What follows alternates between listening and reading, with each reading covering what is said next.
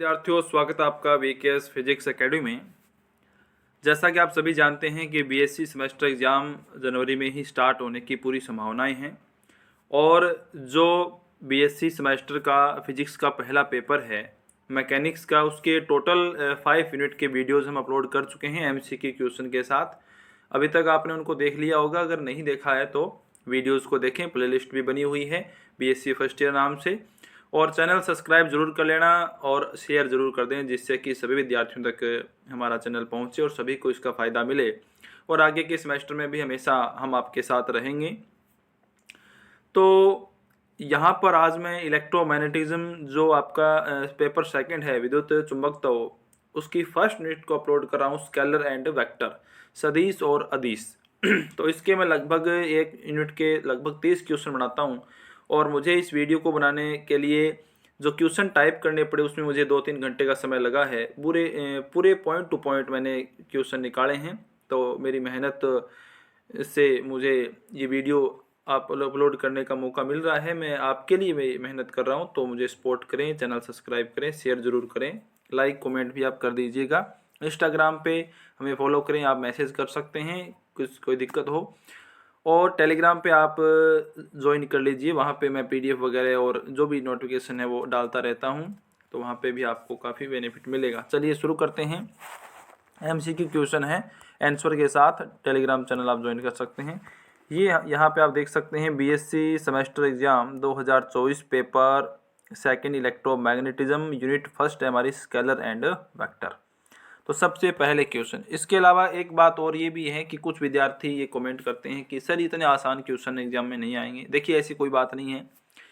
70 से 80% एग्जाम में आसान क्वेश्चन ही आएंगे, और लगभग 20-30% हम कह सकते हैं कि क्वेश्चन थोड़े डिफिकल्ट आएंगे। कुछ न्यूमेरिकल टाइप भी हो सकते हैं, उनका सोल्यूशन आपको करना पड़ सकता है।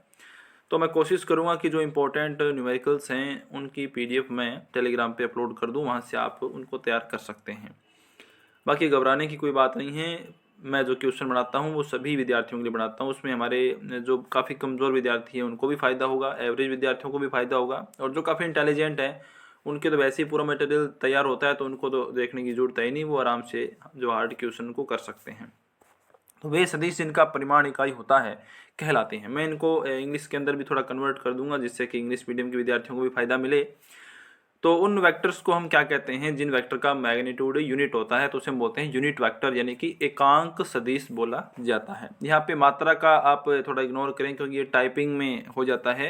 यहाँ पे सदिश में पता है आपको मात्रा छोटी आती है, जैसे कि ये लिखा गया है, लेकिन टाइपिंग करते समय थोड़ा हो जाता है। क्वेश्चन सेकंड है कि सदिशों के संयोजन से संबंधित नियमों को पहचानिए। कि सदिशों के संयोजन से संबंधित हमारे कौन कौन से नियम होते हैं। त्रिभुज नियम होता है, चतुर्भुज नियम भी होता है, बहुभुज नियम भी होता है, यानी ऑल ऑफ वो सभी नियम है वो आपके सदिशों के संयोजन से संबंधित नियम है। नेक्स्ट क्वेश्चन है कि दो सदिशों के योग के परिणामी सदिश का परिमाण क्या होगा। दो सदिश हैं, इस तरीके से जैसे हम लगाते हैं अपना बहुभुज नियम वगैरह, समांतर चतुर्भुज नियम, जैसे P वेक्टर, Q वेक्टर, ये यहाँ पे थीटा एंगल है जो यहाँ पे होगा, और इनका परिणामी यहाँ पे अल्फा एंगल के साथ हम दिखाते हैं R। तो इनको हम कोज्या नियम भी बोलते हैं। इनका जो परिणामी सदिश का परिमाण ज्ञात करने का जो नियम है उसे हम कोज्या नियम भी बोलते हैं, और वो आएगा हमारा P² plus Q² plus 2PQ cos theta का अंडर रूट इक्वल होगा रिजल्टेंट R। और यहाँ पे R जो है वो रिजल्टेंट है, परिणामी सदिश है। तो यहाँ पे आप ऑप्शन देख सकते हैं, आपका ऑप्शन जो है वो यहाँ पे D ऑप्शन सही होगा। P² plus Q² plus 2PQ cos theta 1/2। अब इस फॉर्मूले के अकॉर्डिंग में एक दो क्वेश्चन आपको एंगल के हिसाब से भी बताऊंगा, लेकिन आपको ये खुद को ये ध्यान रखना है कि आपको P और Q की वैल्यू जितनी बताएं कि वो दोनों इक्वल अमाउंट के हैं, इक्वल मैग्नीट्यूड के हैं। थीटा आपको हो सकता है वो बता देंगे 0 डिग्री पे वर्क कर रहे हैं, 90 पे कर रहे हैं, 180, 120, कितना भी एंगल आपको बता दे, आपको इस फॉर्मूले से उनका रिजल्टेंट फाइंड करके हो सकता है आपको ऑप्शन मैच करना पड़ जाए। तो आपको ये जो फॉर्मूला वो ध्यान रखना है। इसमें आप वैल्यू रखेंगे थीटा की, तो आपके कोस की वैल्यू आपको ध्यान होनी चाहिए 0 डिग्री, 180, 120, 60 डिग्री, 90 डिग्री, इन सभी के लिए। तो आप इसका ऑप्शन आराम से कर पाएंगे। नेक्स्ट क्वेश्चन की हम बात करें तो नेक्स्ट क्वेश्चन आता है कि दो सदिशों के परिणामी सदिश की दिशा ज्ञात करने का सही सूत्र क्या है। देखिए इसी पॉइंट के अंदर पहले हम परिमाण ज्ञात करते हैं, फिर हम दिशा ज्ञात करते हैं।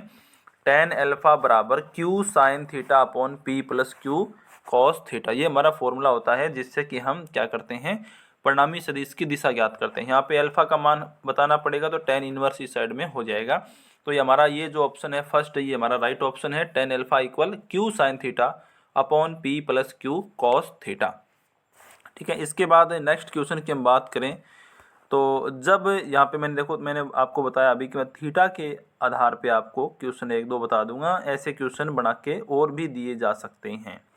तो 5वां क्वेश्चन है कि जब दो सदिश समान दिशा में हो, यानी उनकी दिशा एक ही है, तो उनका परिणामी सदिश व दिशा क्या होगी। देखिए समान दिशा में थीटा बराबर क्या होता है 0 डिग्री, यानी समांतर है ये। थीटा 0 तो कोस 0 होता है 1। ठीक है, तो यहाँ से जब हम उसमें वैल्यू रखेंगे तो P square plus Q square plus 2pq cos theta. ठीक है, तो यहाँ पे कॉस 0 होने से ये पूरा का पूरा जो है P square plus Q square plus 2pq, ये पूरा p प्लस क्यू की होल स्क्वेयर बन जाएगा और ऊपर इसके वर्गमूल होता है, तो यहाँ पे रिजल्ट आएगा p प्लस क्यू। और कॉस 0 होने से लास्ट में जो हम tan अल्फा की जो वैल्यू निकालते हैं, ये हमारा फॉर्मूला था, देखो ये रहा tan अल्फा वाला। इसमें जब आप थीटा 0 करेंगे तो साइन 0 0 होता है, तो ऊपर 0 है तो अपॉन में उसमें आप कुछ भी करें टोटल 0 होना है, यानी यहाँ पे जो डायरेक्शन है वो भी क्या आ जाएंगे 0, यानी कि उनका रिजल्टेंट उन्हीं की डायरेक्शन में आएगा जब वो दो सेम डायरेक्शन में होते हैं। फिर क्वेश्चन नंबर 6 है कि जब दो समान परिमाण p के, मान लीजिए दो सदिश है p और q, उनका परिमाण बराबर है जिसको हमने बोल दिया p। जब दो समान परिमाण p के सदिश एक ही दिशा में हो, ये भी समांतर हैं, तो उनका परिणामी सदिश का परिमाण क्या होगा। यानी कि यहाँ पे ये कह रहा है कि p और q बराबर हैं, तो यहाँ पे अभी हमने यही क्वेश्चन किया था, देखो ये p प्लस क्यू वाला, तो इसमें p और q अलग अलग थे। अब ये कह रहा है कि जो परिमाण है वो बराबर है, तो p प्लस p क्या हो जाएगा 2p, यानी एक डायरेक्शन में दोनों ऐड हो जाते हैं, 2p हो जाता है। नेक्स्ट क्वेश्चन है कि यदि दो बल समान परिमाण के हैं, दो बल समान परिमाण के हैं तथा उनके परिणामी बल का परिमाण भी उनके परिमाण के बराबर ही है, तो इनके मध्य कोण क्या होगा, कितना कोण होगा। तो अभी उसी 2pq जो अपना है ना p square plus Q square plus 2pq cos theta, उस फॉर्मूले से आप फाइंड कर सकते हैं। उनके परिमाण बराबर कर दो और उनका परिणामी जो है उसका परिमाण भी उसके बराबर है, यानी p square plus Q square plus 2pq cos theta जो है, यहाँ इन p और q को इक्वल कर दो, चाहे इनको p लिखो चाहे q लिखो, और इक्वल होता है r, तो r को भी आप p लिखो, यानी सभी को आप p लिख दो और वहाँ से आप इनको पक्षांतरण करके cos की वैल्यू निकालेंगे तो आएगा 120। ठीक है, ऐसा आप कर सकते हैं, या आप एंगल से भी कर सकते हैं। इसमें आप एंगल रखेंगे तो आपको r की वैल्यू अगर p मिल जाए तो वो ऑप्शन आपका सही होगा। फिर ये नेक्स्ट क्वेश्चन है कि दो सदिशों के अदिश गुणनफल से प्राप्त होती है। दो सदिश हैं, उनका अगर हम अदिश गुणनफल करें, स्केलर प्रोडक्ट करें, तो हमें कौन सी राशि प्राप्त होंगे। तो ये आपको ध्यान रखना है कि दो वेक्टर का जो स्केलर प्रोडक्ट है वो हमेशा आपको स्केलर क्वांटिटी देता है। जैसे कि पावर होती हैं, फोर्स इनटू वेलोसिटी होती हैं, सॉरी फोर्स डॉट वेलोसिटी, इनका डॉट प्रोडक्ट है वो, देखो वेलोसिटी वेक्टर है, फोर्स वेक्टर है। ठीक है, इसके अलावा हम देखें तो जैसे वर्क है, तो फोर्स डॉट प्रोडक्ट होता है डिस्प्लेसमेंट के साथ, तो ये दोनों वेक्टर हैं लेकिन इनका डॉट प्रोडक्ट स्केलर है, यानी आपका डब्लू वर्क है वो स्केलर क्वांटिटी है। दो सदिशों के सदिश गुणनफल से प्राप्त होता है। दो सदिश, दो वेक्टर हैं, उनके वेक्टर प्रोडक्ट से हमें क्या मिलेगा, वेक्टर प्रोडक्ट से हमें आपको वेक्टर क्वांटिटी ही मिलेंगे, सदिश राशि मिलेंगे। जैसे फॉर एग्जांपल जैसे हम बात करें तो जैसे हम बोलते हैं टॉर्क, टो क्या होता है, टो होता है जैसे r क्रॉस f, यानी फोर्स और ये आपकी पोजीशन वेक्टर, तो दो वेक्टर का जो क्रॉस मल्टीप्लाई है वो आपका टॉर्क होता है, वो वेक्टर क्वांटिटी होती है। ऐसे और भी काफ़ी एग्जांपल्स हैं। फिर नेक्स्ट क्वेश्चन है कि दो लंबवत एकांक सदिशों का अदिश गुणनफल होता है। दो यूनिट वेक्टर हैं, ठीक है, दो यूनिट वेक्टर हैं और वो दोनों लंबवत हैं। लंबवत कौन कौन से होंगे, देखो तीन होते हैं, आई कैप, जे कैप, के कैप। तो लंबवत का मतलब आ गया कि ये आई जे और के आई और के ये आपस में परपेंडिकुलर हैं, इनका अदिश गुणनफल डॉट प्रोडक्ट कितना होगा। यानी जैसे हम बताएं कि आई डॉट जे कितना होता है, तो आई डॉट जे है वो होता है 0। ठीक है, 0 क्यों होता है, क्योंकि यहाँ पे जैसे आप ए डॉट बी करेंगे तो ये आएगा आई जे कॉस थीटा, और थीटा 90 है, यहाँ पे लंबवत दे रखा है तो कोस 90 0 होता है, इसलिए इनका डॉट प्रोडक्ट हमेशा क्या होगा 0 हो जाएगा। ठीक है, और अगर आई डॉट आई सेम हो, सेम डायरेक्शन में या खुद का खुद के साथ जो डॉट प्रोडक्ट है वो हमेशा होता है 1, क्योंकि यहाँ पे कोस फिर 0 होगा, सेम डायरेक्शन के लिए कोस 0 की वैल्यू 1 होती है। फिर क्वेश्चन 11 है कि दो समांतर एकांक सदिशों का अदिश गुणनफल होता है। दो समांतर यानी कि थीटा 0 है तो उनका अदिश गुणनफल क्या होगा, उनका अदिश गुणनफल है वो 1 होगा। ठीक है, और इसमें आ जाएगा 0। फिर नेक्स्ट क्वेश्चन है कि दो सदिशों ए वेक्टर व बी वेक्टर के योग व अंतर परस्पर लंबवत हैं तो उन सदिशों के परिमाण क्या होंगे। यानी ये कह रहा है कि दो सदिश हैं ए और बी, उनका योग और अंतर परस्पर लंबवत है, परपेंडिकुलर है, यानी उनका जो योग है और उनका डॉट प्रोडक्ट है उनके अंतर के साथ ये आपस में परपेंडिकुलर हैं। ठीक है, कोस यहाँ पे 90 है तो उस हिसाब से इसका मान आपको बताना है कि इनका जो मैग्नीट्यूड वो क्या होगा। ये एक न्यूमेरिकल है, इसकी पीडीएफ मैं आपको टेलीग्राम पे उपलब्ध करवा दूंगा। ए इक्वल बी होगा, यहाँ पर इनके परिमाण हमेशा बराबर होंगे इस कंडीशन में। नेक्स्ट क्वेश्चन है 13 कि दो सदिशों का सदिश गुणनफल होता है। दो सदिशों का सदिश गुणनफल, वो अदिश गुणनफल था अभी जो हमने पढ़ा, यानी ये क्रॉस प्रोडक्ट है वो स्केलर प्रोडक्ट था। तो दो सदिशों का सदिश गुणनफल सदिश राशि प्राप्त होती हैं। दो सदिशों का सदिश गुणनफल सदिश राशि प्राप्त होती हैं। ठीक है, इसके बाद नेक्स्ट क्वेश्चन है कि दो समांतर एकांक सदिशों का सदिश गुणनफल होता है। दो समांतर यानी थीटा इक्वल कितना हुआ 0, इनका सदिश गुणनफल कितना होता है एकांक सदिशों का। तो एकांक सदिश कौन से होते हैं, आई कैप जे कैप ही होते हैं।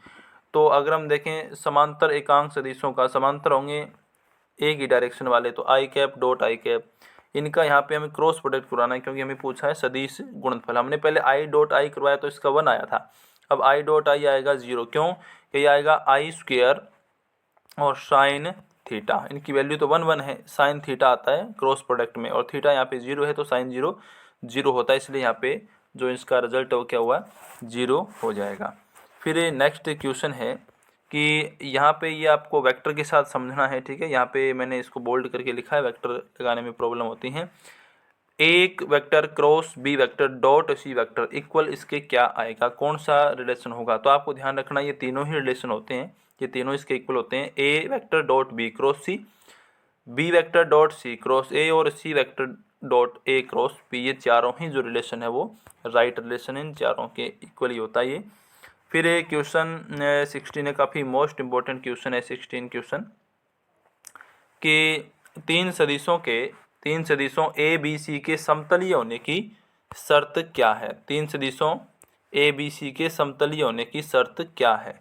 तो समतलीय में 0 होते हैं बराबर। ठीक है, ए वेक्टर डॉट बी क्रॉस सी बराबर 0 होता है, और ये जो ए वेक्टर डॉट बी क्रॉस सी है वो एक समांतर षटफलक का आयतन भी दर्शाता है। आपको याद रखना ये आयतन भी दर्शाता है।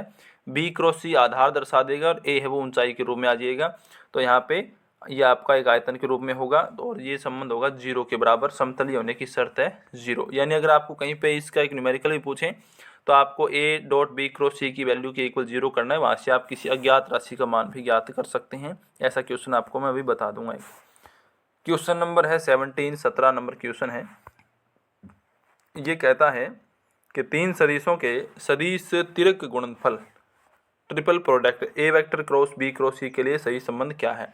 तो इसका सही संबंध ये होता है B vector A vector dot C minus C A vector dot B vector. ठीक है, ये संबंध आपको याद रखना है, ये संबंध इसका राइट रिलेशन है ट्रिपल प्रोडक्ट के लिए। फिर नेक्स्ट क्वेश्चन है 18 नंबर, जो अभी मैं समतलीय वाला क्वेश्चन आपको बता रहा था, ये क्वेश्चन है। आपके पास वेक्टर दे रखा है ए वेक्टर बराबर 2 आई कैप माइनस जे कैप प्लस के कैप, बी वेक्टर इक्वल आई कैप प्लस 2 जे कैप माइनस 3 के कैप, और 3i प्लस aj। तो a की वैल्यू आपसे पूछ रहा है और ये कह रहा है समतलीय हैं ये ए बी सी। तो समतलीय होने के लिए अभी हमने शर्त पढ़ी थी कि a dot B cross C equal होता है 0। तो आप सारणी की सहायता से इसको सोल्व कर देंगे। सोल्व करने के बाद आपके पास ये a की वैल्यू आएगी -4। इक्वल आपको 0 रखना है और इसको आपको सोल्व कर देना है। इस तरीके से आप इसे सोल्व करेंगे। यहाँ पे ये आ जाएगा, फिर यहाँ पे b आ जाएगा, यहाँ पे c, और इनका जो भी रिजल्ट आए i कैप j कैप में बराबर आप 0 कर देंगे। वहाँ से आप वैल्यू निकालेंगे तो आएगा -4। ठीक है। फिर एक क्वेश्चन है आपका 19 नंबर क्वेश्चन कि विद्युत क्षेत्र में व विद्युत विभव में सही संबंध क्या है। ये तो आप 12th लेवल पे भी पढ़ते हैं कि विद्युत क्षेत्र और विद्युत विभव में संबंध होता है E बराबर -del V by del R। यानी कि जो विद्युत क्षेत्र है, इलेक्ट्रिक फील्ड है, वो पोटेंशियल में पोटेंशियल ग्रेडियंट की नेगेटिव वैल्यू के इक्वल होता है और इसे हम ग्रेड लिखते हैं। तो ये जगह ग्रेड V, E बराबर माइनस ग्रेड V। तो हो सकता है V की जगह आपको डिफरेंस, इसको पोटेंशियल को फाई से भी लिखा जाता है कई बुक्स में। तो हो सकता है आपको यहाँ पे ग्रेड 5 बोल दें तो उसमें कोई मतलब नहीं होगा, मतलब सेम ही होगा, उससे कोई फ़र्क नहीं पड़ेगा। आपको वहाँ पे 5 को यूज़ करना है पोटेंशियल के लिए। यहाँ पे मैंने V बताया आपको। तो E equal minus grade V, ये आपका राइट रिलेशन हो जाएगा।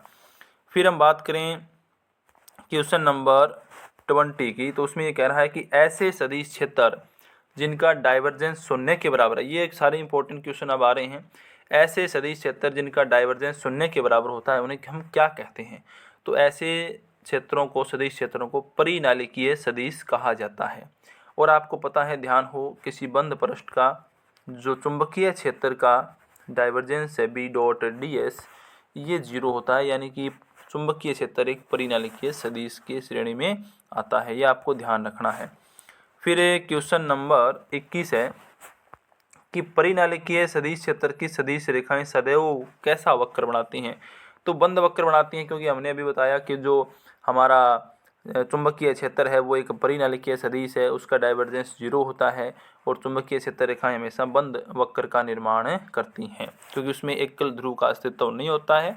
जिस ध्रुव से, मतलब जिस स्रोत से, जैसे आपका एक छड़ चुंबक है, वो एक स्रोत हो गया, छड़ चुंबक स्रोत हो गया, N से निकलेंगे S में प्रवेश करेंगी, N से निकलेंगे S में प्रवेश करेंगी, उसी स्रोत से निकलती हैं, उसी में प्रवेश करती हैं। तो यहाँ पर ये बंद वक्र का निर्माण करती हैं। विद्युत क्षेत्र रेखाएं क्या है कि उसमें धनावेश अलग हो सकता है, ऋणावेश अलग हो सकता है। धनावेश हमेशा निकलती ही हैं और ऋणावेश में हमेशा प्रवेश करती हैं। तो धनावेश से निकल के धनावेश में ही प्रवेश कभी नहीं करेंगे, इसलिए इसको खुला वक्र बोलते हैं। फिर क्वेश्चन नंबर है 22 कि किसी बंद पृष्ठ पर लिया गया किसी सदिश क्षेत्र का पृष्ठ समाकल उसके डाइवर्जेंस के आयतन समाकल के बराबर होता है। यह प्रमेय कौन सी प्रमेय है, ये किसका स्टेटमेंट है? ये गाउस की प्रमेय का स्टेटमेंट है। और आपको ये भी ध्यान रखना है, आपसे ये पूछ लें कि किसी बंद पृष्ठ के लिए पृष्ठ समाकलन को आयतन समाकलन में या आयतन समाकलन को पृष्ठ समाकलन में बदलने के लिए कौन सी प्रमेय का उपयोग होता है, तो वो गाउस की डाइवर्जेंस प्रमेय का उपयोग होता है। फिर हम बात करें नेक्स्ट क्वेश्चन की, 23 क्वेश्चन है हमारा, 23 नंबर क्वेश्चन। वीडियो को लाइक कमेंट शेयर जरूर कर देना, चैनल सब्सक्राइब कर लेना। काफ़ी सारे विद्यार्थी जो हैं, 80% विद्यार्थी ऐसे हैं जो हमारे वीडियोस को देखते हैं लेकिन चैनल सब्सक्राइब नहीं करते, इससे हमें एक डीमोटिवेशन भी मिलता है। तो उम्मीद करें कि हमें मोटिवेशन मिले, तो आप चैनल सब्सक्राइब जरूर करें, जिससे कि हम मोटिवेट होकर और भी ज़्यादा मेहनत करें आपके लिए।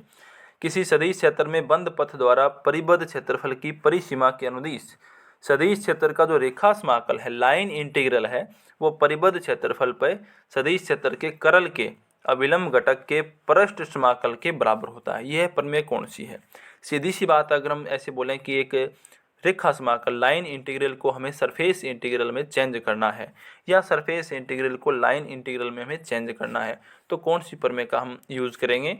तो वो है स्टोक की करल प्रमेय बोलते हैं इसको, स्टोक की करल प्रमेय। 3 प्रमेय है, गाउस की डाइवर्जेंस प्रमेय, स्टोक की करल प्रमेय और एक है ग्रीन प्रमेय। तो खंडस्य समाकलन के नेक्स्ट क्वेश्चन है, खंडस्य समाकलन के समान समाकलन रूपांतरण के लिए कार्तीय रूप में अनुप्रयोग होने वाली प्रमेय है। यानी जिस प्रकार से आप 12th लेवल पे पढ़ते हो कि खंडस्य समाकलन जो होता है आपका पार्शियल टुकड़ों के रूप में आप समाकलन करते हो, आइलेट वगैरह लगाते हैं कि जैसे अलजेब्रिक का पहले होगा या एल्गो वो उसका ट्रिग्नोमेट्री फंक्शन का पहले होगा, एक्सपोनेंशियल फंक्शन का पहले होगा। ये जो एक रूल होता है खंडस्थ समाकलन के अकॉर्डिंग। तो इस समाकलन की तरह ही हम कंपोनेंट्स के अंदर कार्टेशियन कोऑर्डिनेट में जिस प्रमेय का यूज करते हैं, दो इसकी फॉर्म होती हैं ग्रीन प्रमेय की। तो कौन सी प्रमेय वो? तो वो ग्रीन प्रमेय है। ठीक है, वो ग्रीन प्रमेय है, याद रखना है। ग्रीन प्रमेय की दो स्टेटमेंट है, दो फॉर्म है। नेक्स्ट क्वेश्चन है हमारा, काफ़ी इंपॉर्टेंट है, लाप्लास और पवासो समीकरण है, काफ़ी इंपॉर्टेंट है। तो नेक्स्ट क्वेश्चन है हमारा कि पवासो समीकरण का सही संबंध क्या है? पवासो समीकरण का सही संबंध क्या है? पवासो समीकरण का सही संबंध है डेल्टा स्क्वायर वी बराबर माइनस रो बाय अपसाइला। ठीक है, ये पवासो समीकरण का सही संबंध होता है। और आपको पता है कि जो डेल्टा स्क्वायर है वो उसे हम लाप्लासियन ऑपरेटर भी कहते हैं। ये हो जाएगा del square V by del X square plus del square V by del Y square. इस तरीके से एक्स वाई जेड में आएगा, इक्वल ये आ जाएगा। और नेक्स्ट क्वेश्चन है हमारा 26 नंबर क्वेश्चन है, सेकंड लास्ट क्वेश्चन है ये, कि लाप्लास समीकरण का सही संबंध क्या है? लाप्लास समीकरण का सही संबंध क्या है? तो पवासो समीकरण में तो माइनस में पी बाय रो आता है बराबर में, और लाप्लास में ये जीरो होता है, बस इतना ही फर्क होता है। याद रखें, कन्फ्यूजन हो सकता है आपके, अगर आप जीरो वाले को अगर कहीं पवासो समीकरण मान लेंगे तो गड़बड़ हो जाएगा। लाप्लास में जीरो होता है, पवासो में माइनस रो बाय एप्सिलॉन होता है। Del square V equal zero, यहाँ पे ये पोटेंशियल है, तो विभव का डबल इंटीग्रेशन वो डिफरेंशियल होता है लाप्लास और पवासो समीकरण में। नेक्स्ट क्वेश्चन है 27 नंबर क्वेश्चन, लास्ट क्वेश्चन, सातंत्य समीकरण। ये भी काफ़ी इंपॉर्टेंट समीकरण है। सातंत्य समीकरण का सही संबंध क्या है? तो सातंत्य समीकरण का सही संबंध होता है delta Laplacian operator dot J current density plus del rho by del T. Rho आपकी बताइए, आपको रो जो है वो आपका वो आयतन घनत्व होता है, यहाँ पे आयतन आवेश घनत्व del rho by del T equal है जीरो। और वैसे रो को हम प्रतिरोधकता भी कहते हैं, रेजिस्टिविटी। ठीक है, तो del dot J plus del rho by del T equal zero, equal में जीरो आएगा। ये आपका सातंत्य समीकरण का राइट रिलेशन है। तो उम्मीद करते हैं कि ये क्वेश्चन आपको काफ़ी अच्छे लगे होंगे और आपके एग्ज़ाम में काफ़ी महत्वपूर्ण भूमिका ये निभाएंगे।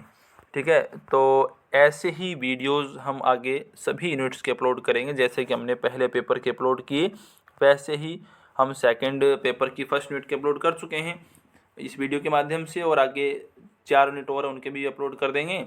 और धीरे धीरे जो आपके आगे के सेमेस्टर हैं उनको भी हम आगे से आगे क्लियर करेंगे। तो ये चैनल आपको हमेशा काफ़ी बेनिफिट देगा। तो वीडियो को लाइक करें, कमेंट करें, चैनल सब्सक्राइब करें। मिलते हैं नेक्स्ट वीडियो में। धन्यवाद।